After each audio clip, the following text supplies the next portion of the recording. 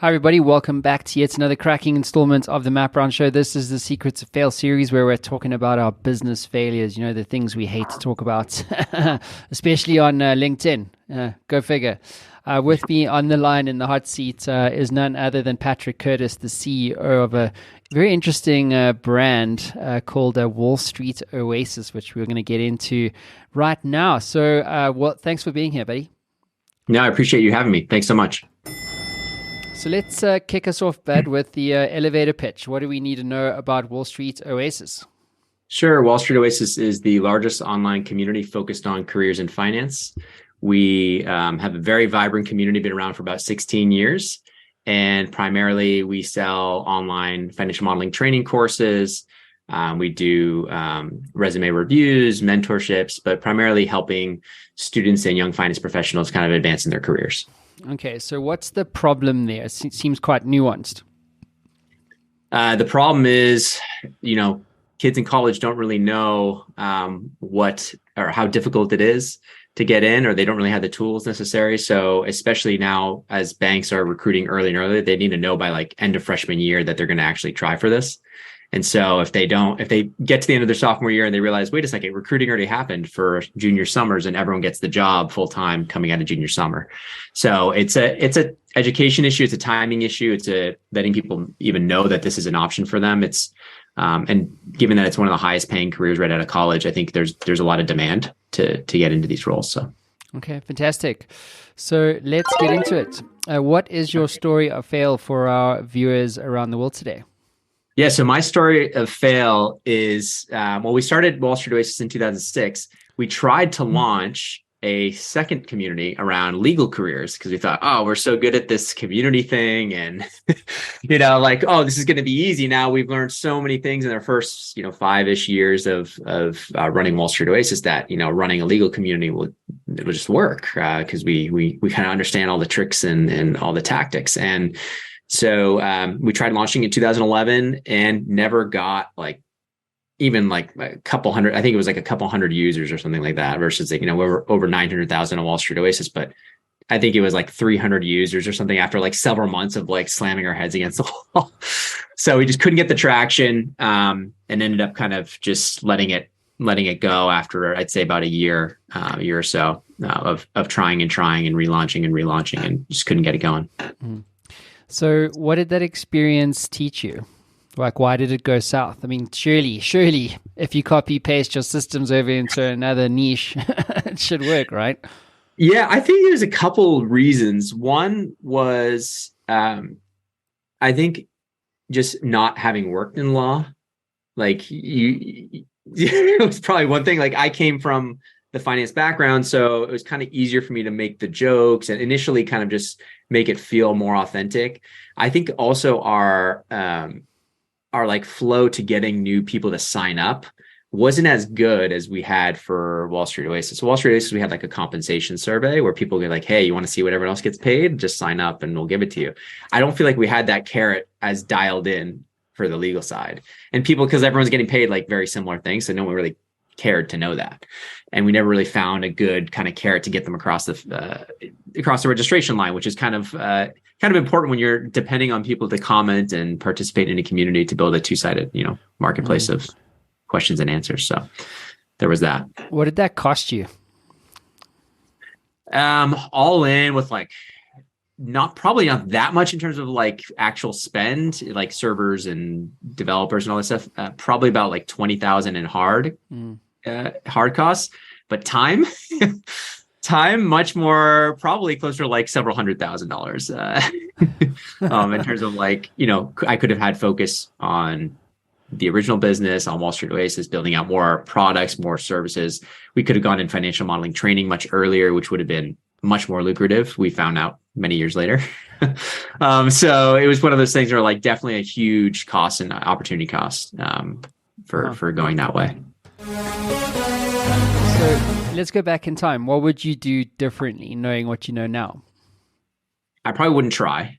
But if I did try, I would definitely try to dial in the user flow and get better, probably just talk to a lot more lawyers and people who are trying to figure out what that biggest pain point is around like what would be interesting to hear about or know about, in terms of like would be enough to get you across the finish line just to sign up and to participate. Then I'd probably get better at like recruiting like 20-ish people in there that are maybe somehow incentivized to be like creating discussions and just even off topic, just creating some activity. Would probably be the second thing I'd do. And the third thing I'd do is I wouldn't try to even have forum containers. It would just be all one forum.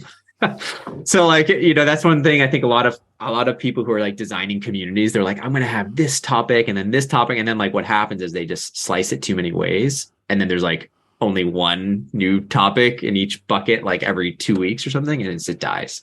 So I would just keep it all in one bucket initially, just see if we can get traction going in that one bucket and kind of go from there. So what have you learned about choosing a niche? So obviously you've niched into the financial space, which is interesting. Yeah. And then you tried law, that failed.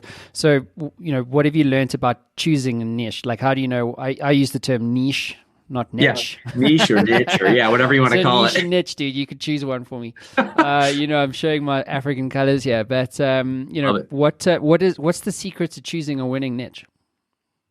Yeah, I think you definitely want people who are going through something similar that has obviously like a big enough pain point or interest, or people like to talk about it. So like I think if it's around a very specific hobby, like if you're a new entrepreneur and you're trying to do this, I think the more kind of specific you can get to get really like really passionate fans around that niche. So for example, like there's an online community for almost anything you can imagine out there. But if like you're trying to build a new one, I think it's much better to start with 10 people that are like really, really passionate about it. That just like, maybe you're from all different parts of the world and you just create your own little community there and you're passionate about it.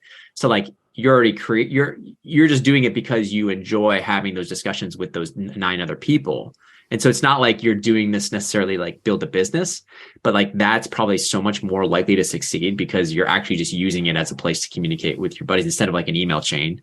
It's like, hey, let's keep these discussions going about like, what are you doing for this? So like, let's say you're like, I don't know, I saw some random community like custom drones or something like that. Like, hey guys, what are you doing for your motor here or whatever? What are you doing for your blades and this? And like having those questions up there and crawlable by Google suddenly starts.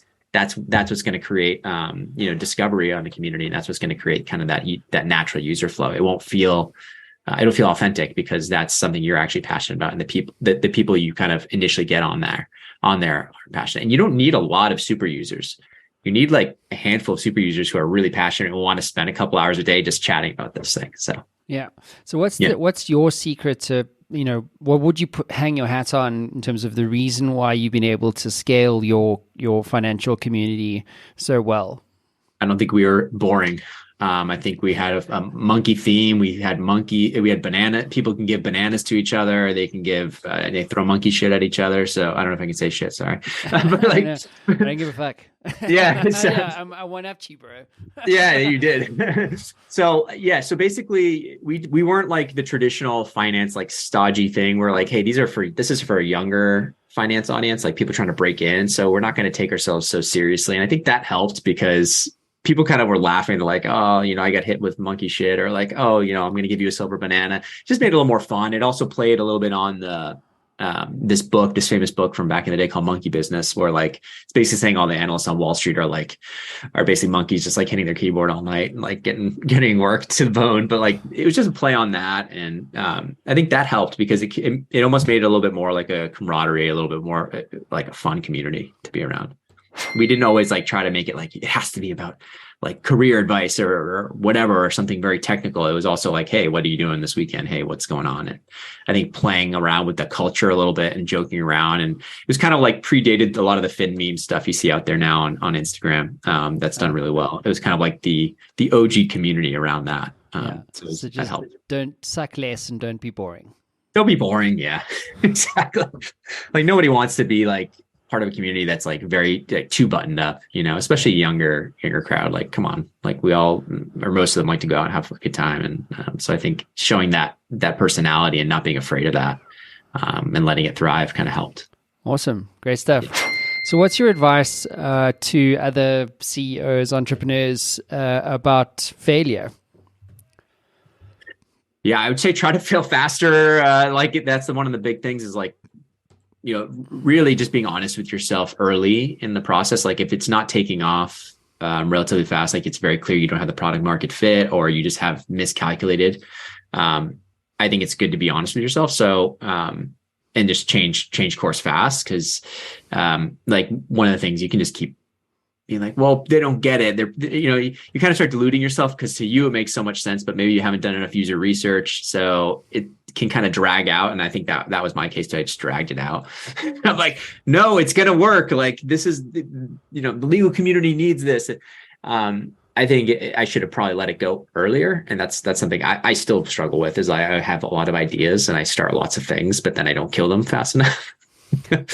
So we end up having like 15 small businesses under one. Right. And so that's something I still struggle with, but I think it's something that if I could develop as a skill, and some advice I could give was try to really like recognize the opportunity cost of going down one path and not sticking to something you're already really good at. Yeah, exactly. Stick to your superhero, people.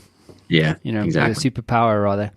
Cool. So are there any books or resources or tools you recommend other founder entrepreneurs, CEOs should use on their journeys?